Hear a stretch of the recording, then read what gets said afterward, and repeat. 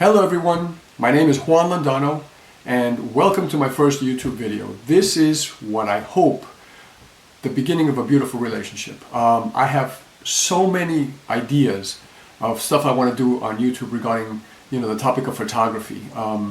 It comes from 30 plus years of experience really. So I'm self-taught. So I hope that the knowledge that I share with you is practical. Not only from the stuff I've read and from the stuff I've learned from other photographers, but the stuff that I learned the hard way, just by doing it and getting it wrong and getting it right. I hope that this is practical knowledge that you can put to use immediately. The plan is to do a video a week, at least for now, and then we'll see if that grows. But I'm going to keep that consistent so you guys can rely on that and come frequently to check out stuff. Please subscribe. I don't have a website yet. It's actually in the making. It'll be ready for no later than beginning of, I'm hoping, 2021, maybe January. No later than that anyway. So once that website comes up, it'll open up doors as well. I do sell photography, black and white, landscapes, all kinds of stuff. So that'll be on there as well. Links to that website will be, of course, on my YouTube channel and on my videos. So anyway, without further ado, I'd like to get started with this video. Today's topic is the secret to great photography.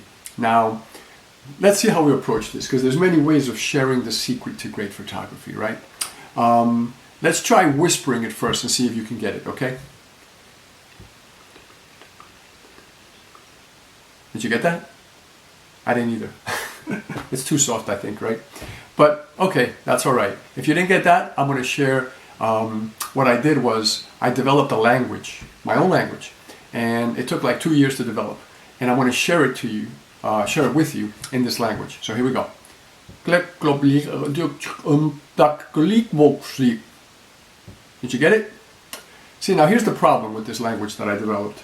I lost the key, tells you what word is what in English. And so I actually can't tell you what that means because I don't know myself. But I did write it down, so that's cool, right? But here's the thing: when I wrote it down, this too is an encrypted language, and that's the secret of photography right there. But I lost the key to that as well. So I'm going to get a drink of water because I don't have alcohol here. Much needed. So I feel terrible because the secret to great photography is kind of lost right now. But let me tell you a story real quick. When I joined Wing Chun Kung Fu, which I still practice by the way, many years ago, I missed a class early on in the in my studies. And when I got to the school, I said, what did I miss last time, right? What did I miss on Tuesday, basically? And the students that were around said, "What? You missed the class? Oh my God, you missed Tuesday's class?" That was the class where Sifu is S-I-F-U, not the kind of seafood you eat. That's Cantonese for master. Sifu taught the secret to Wing Chun. And I thought, oh my God, how did I miss the secret to Wing Chun? Well, they were joking around with me, because the truth is, for any of you that study martial arts, if there's ever anybody that tells you there's a secret to your style or a secret to your art, they are pulling your leg. And that's the nice way of saying it. They're bullshitting you, basically. So there is no secret. The secret is you have to train hard, you have to be consistent, you have to show up, right? You have to do stuff on your own, homework, you have to go work out hard at the class, right? So it's kind of the same thing with photography, guys. There is no one secret, but I will share with you a bunch of things that are critically important to great photography. So let's begin. So the secret to great photography starts with something as simple as weather. Now, why do I say weather, right? We can't control the weather. That's absolutely true. But if your customer, if the person you're shooting, and by the way, when I say shooting, I'm not talking about pistols here or whatever.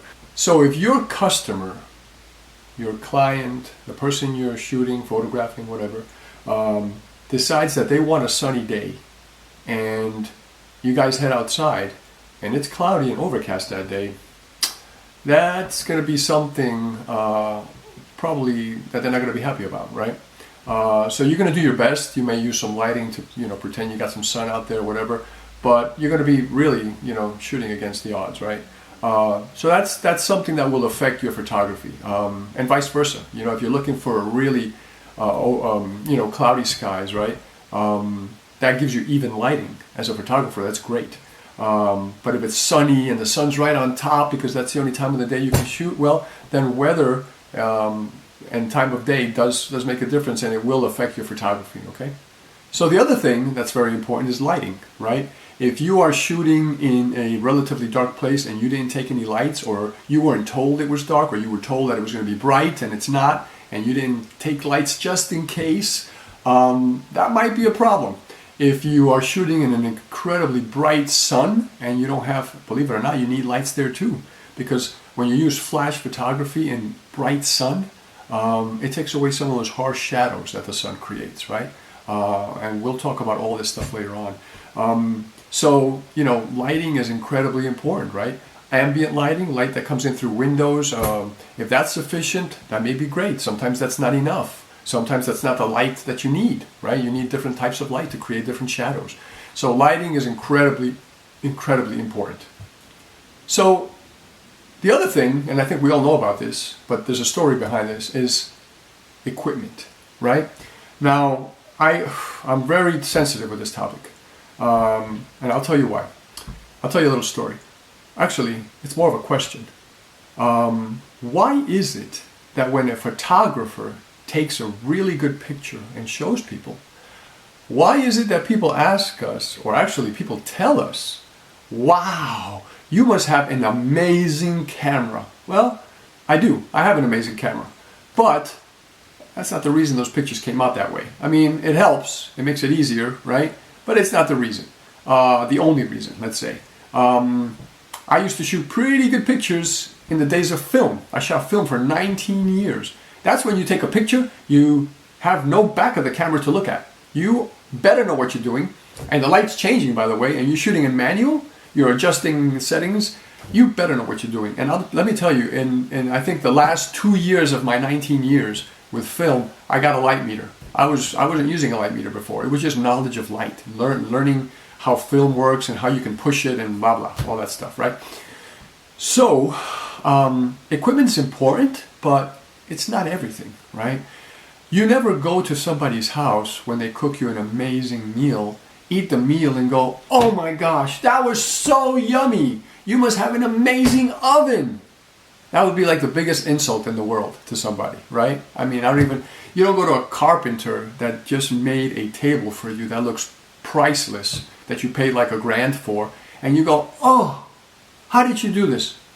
Let me look at your hammer. You must have an incredible hammer, right? Yeah, a good hammer makes a difference, right? I'm sure, but it's not going to make everything, right? So this is where I'm headed, right? It's something like a pet peeve of mine. And I don't really have pet peeves, but that's one that bothers me, right? But equipment is important, right? If your equipment is falling apart, if it's failing, if your lenses have, fungus growing in them, I mean, all this stuff is important, right? If it's your equipment's outdated and just can't keep up with the times, if you don't have enough megapixels, if you have too many megapixels, it's, to me, that's almost worse. But anyway, if you don't need them. But of course, they let you crop and stuff like that. So equipment is very important. It's easier to be good with a good tool than it is easier to be good with a bad tool. So same with, if your camera's the, state of the art and you have great lenses, I shoot Canon, for example, and I use L series lenses where I can. And if I have great lenses and a great camera and I have decent lighting, or if the lighting's good where I'm shooting, it's a lot easier to take a good picture, obviously, right? So that's equipment for you. The other thing is knowledge. How much do you actually know, right? Now, many people today will buy a professional camera and voila, they're professional photographers. That's how they sell themselves. And I've seen the work. And you know what? Cameras are pretty good these days. They'll do a lot. Even phones are good. You can take a decent picture with a camera just by putting it on automatic. But you are so limited, it's not even funny. There are things you're not going to be able to do if you keep it on automatic, right? You can't make a waterfall look like it's all dreamy and flowing, in automatic probably. Depth of field, you can't control that, where you take a picture of a person and everything behind them is blurry, right? Or really focused if you need. You lose all that in automatic, right? And you lose so many other things, right? Forget about creating bokeh and all that stuff. And we'll talk about what all this means in other videos. So, you know, knowledge is important. Now, does it mean you have to go to school? No, it doesn't mean that. It means you can watch YouTube videos like these. It means you can, you know, read, find a couple of good books on photography. You know, that's one of the main things, right? Knowledge. So it's not just what you know, it's how much do you practice, right? I've taught this class to people that have actually learned it well. And the whole goal of the class I teach is to take people from beginner, where some people haven't even touched the camera. They only know how to use phones to take pictures. And they'll walk out of a 12-week course shooting in manual. And that's a wonderful feeling as a photographer and as a teacher to see somebody do that and enjoy it. But guess what? They don't practice, right? So I talk to them a year later and they're like, oh my gosh, I haven't picked up the camera in a year. You know, I was playing around with it the other day, and I you know, wasn't sure what I was doing, so I just shot a couple pictures in automatic. I'm like, ah! So you got to practice, right? You got to practice what you learn. That's true in everything, martial arts and painting and whatever you do, whatever craft and hobby you're studying, right? Anyway, so that's a big. And then there are people that might even tell you, it's not even, you know, what you know or how much you practice, it's how much do you love it. Let me tell you, I was passionate about photography. I started at the age of 11, and by 18 I had my first professional camera. I was so passionate. Everything I read I just soaked up, right? I mean, it just went right into my brain. And I could argue with people that have been shooting for years and years and years about certain things that were, to me at this point, were common sense because I had read about them so much and practiced them. So anyway, you know, that takes you a long way. You've got to be passionate about what you're doing. If this is something you're doing as a pastime, just to kind of chill and relax, that's okay. There's nothing wrong with that. But you're going to grow to a certain point, right? If you want to turn this into a career, if you want to make money off of this, and you're just doing it for the money, oh boy, let me warn you, it's going to be tough. Because like any other job, it's going to be a job. You're not going to do it because you love it. You're going to do it because it brings you money. There's potential. There's nothing wrong with that, but just keep in mind it will be a job. Okay.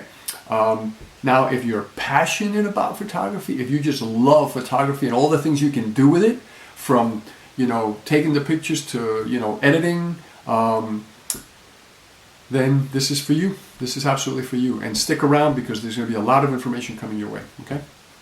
So the other factor that's important here is location, right?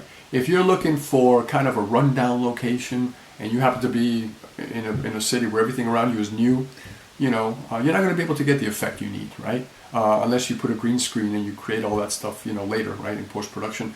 But if you want to take the pictures that way, it'll be tough, right?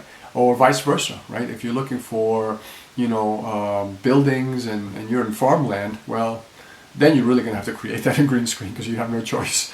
Or travel to the nearest city, right? So location is very important. Time of day is critical.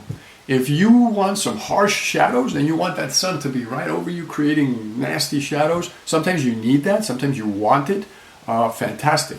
Most of the time, for me, probably 90% of the time when I shoot, I want the sun to be either early morning or late afternoon. Early morning will give you kind of blue hues, right? You know, colors. So you may want to attach a filter or change your white balance if you want to give it warmth. If you want to make it look like it's early morning, that's fantastic. Then you leave it that way. But the sun is low, no harsh shadows, right? When the sun starts climbing, going through the trees, that gives you nice hair highlights and stuff like that. That's beautiful. Same in the afternoon when the sun's coming down. It's going to be a little more orangey and red. Then you're going to need blue filters to kind of soften that redness out, unless you want that look as well, which many times you do. So time of day is critical, and we talked about that a little earlier, right?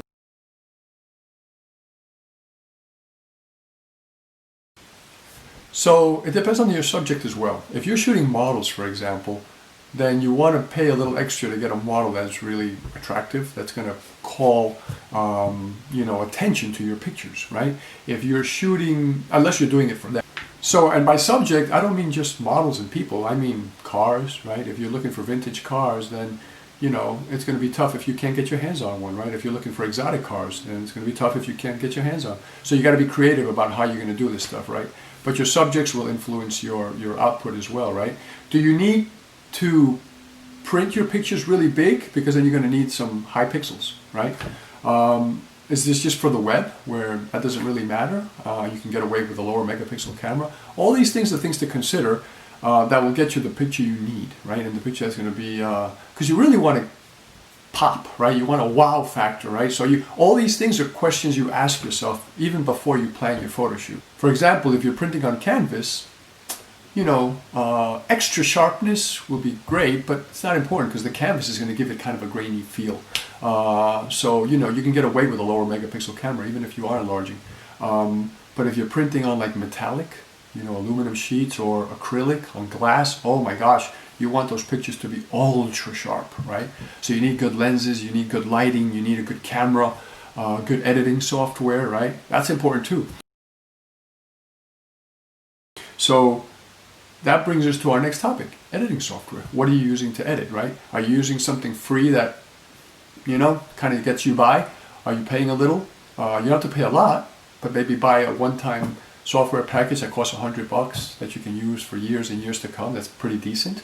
There's Lightroom, there's Photoshop. Photoshop, you used to have to pay like $1,200 and then you pay like $400 every year for upgrades. That got expensive. Now it's, $29 a month, $19 a month, depending on what you need. $39 a month, depending on what you need. And you don't feel it that bad, right? Of course, it's a subscription, so you're going to be paying for the rest of your life. But the nice thing is, if you sign up, for example, I think I have the $29 one. It comes out of my paycheck. I mean, out of my, checking account automatically. I don't worry about that stuff anymore. It just comes out. I use it heavily. I use it all the time. So it's just nice to know that it's always upgraded. You're always getting the latest version, right? That's the nice thing about subscription services. Let me not swallow my tongue because then I won't be able to, give you the rest of the video. And of course, your materials. If you're decorating somebody's home, they tell you they want pictures for their home. If they want bright colors, then, don't show them black and whites, right? If somebody wants black and whites, then, you may want to show them the color stuff at the end. So that kind of stuff is important too. It's not just how to take a good picture, it's how to sell a good picture, right? And you have to be in tune to what your customer wants, right? So that's very important. So there's one factor we don't talk about much here, and it's Murphy. Ever heard of Murphy's Law? Yeah, I think we all have. When anything can go wrong, it usually does, and like to the nth degree, right? That day that you have to, give some presentation is the day that it's pouring, and it takes you an extra half hour to get to work, and it's the day you wet your shoes, now you're uncomfortable and your socks are wet, and it's the day that blah, blah, blah. So many things can happen. Small accident, right? That's Murphy, and that's Murphy's Law in action. Well, it happens in photography too. And if you've taken pictures long enough, and I have, you're going to have a story to tell. And I'll leave that for another video. Disastrous. But, well, maybe I'll tell you real quick. I was doing a wedding. My camera was attached to a cable because it was a battery pack that was attached to my belt. I put the camera on the countertop at a church. It was a wedding. And when I pulled away to go get something, I dragged my camera. Now, let me tell you, seeing the camera on the floor wasn't what broke really my everything, right? My heart and made my body cringe. It was as I'm walking away, I hear the camera sliding, and that's when I turned back. And this thing was like a spring effect, so I turned back, but the camera already had reached momentum, and I couldn't save it. The camera hit the ground with the L-series lens on it, and it was just... So that stuff happens, unfortunately. You have to have backups, right? When you do these jobs, have backups. Don't sign up to do a wedding unless you have backups. That's very dangerous. I did my first weddings without backups, and let me tell you, thank you. But you don't want to take those chances, right? Cameras do stop working. Lenses stop working. They jam. They don't focus right. So you need backups, right? Things explode. I don't know. A camera can explode. It has a battery, I guess, right? might explode it, but when it hit the ground. So just be careful.